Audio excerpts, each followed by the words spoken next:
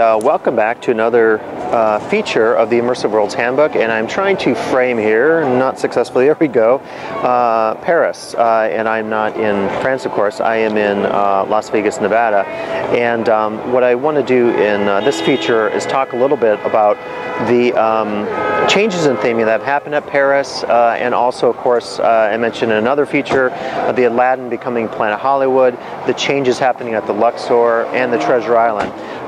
And I haven't been on the Strip for over a year now, and I've heard from some of my contacts that the design has changed fairly radically in Paris. And of course, we still have the Eiffel Tower and many of the other features that sort of bring that Parisian charm to this casino. But we're going to walk inside and we're going to see what's there, and we're going to take a look at some of the ways that this retheming has happened. And what's curious to me is with this casino, with the Luxor, as we get honked behind us here, maybe not unlike Paris, I guess, in that sense with the traffic, as you can see. But one of the things I want to focus on here and at the Luxor is to what extent you can actually retheme the interior or some of the exterior, and of course have the obvious signs of the iconic Eiffel Tower or the pyramid and Sphinx outside the Luxor. Can you do this effectively on the inside and some of the exterior and sort of convince guests that indeed it's a new place? So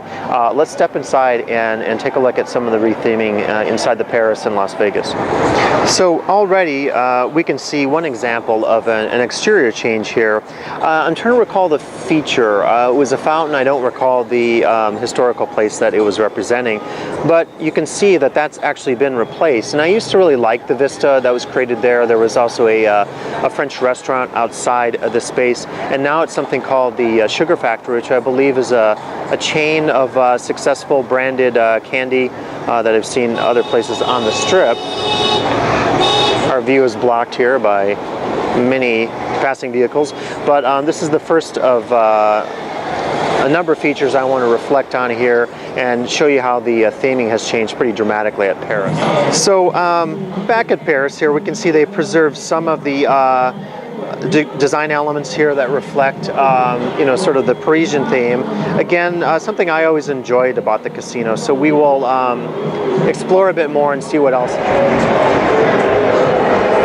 So back inside, and we can see they've actually preserved the interior shot here of the Eiffel Tower.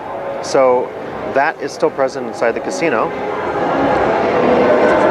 So here near the front desk, the check-in, they've actually preserved quite a bit of it. I will not try my bad French and say la réception. I don't know if that's even close to being correct, but you can see they preserved some of this, kind of the dramatic lobby.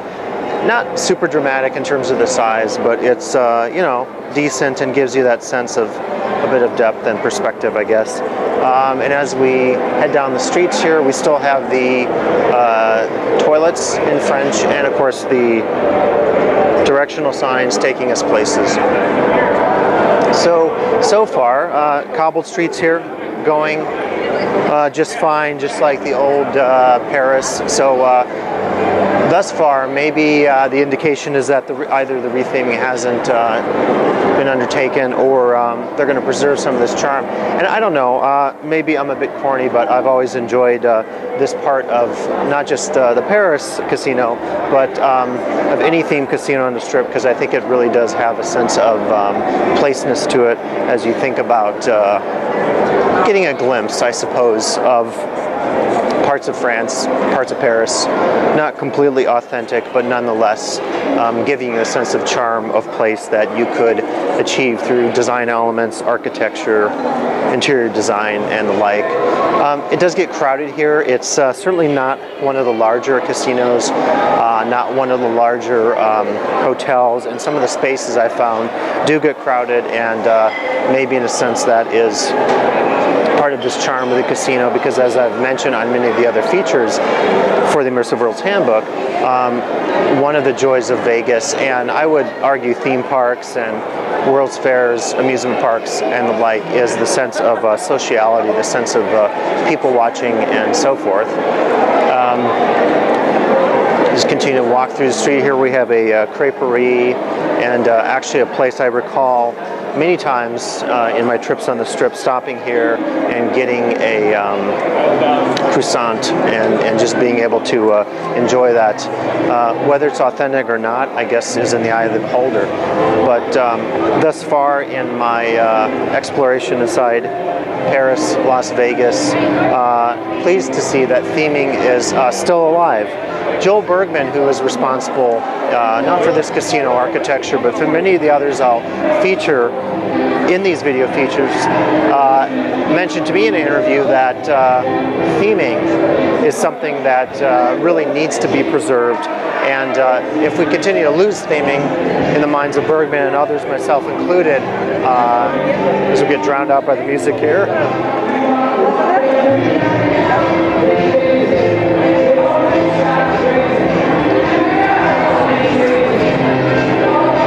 That part doesn't remind us of France or Paris. But if we lose some of that theming, essentially we could lose some of the story that Las Vegas has so successfully told in terms of giving the guest immersion and other places.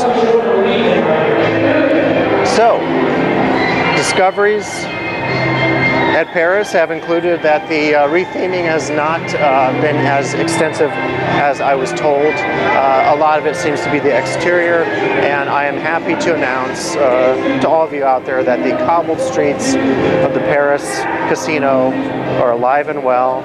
So please come out to Las Vegas, enjoy them along with me, and pick up a copy of the Immersive Worlds Handbook to learn about the significance of spaces like this and many others.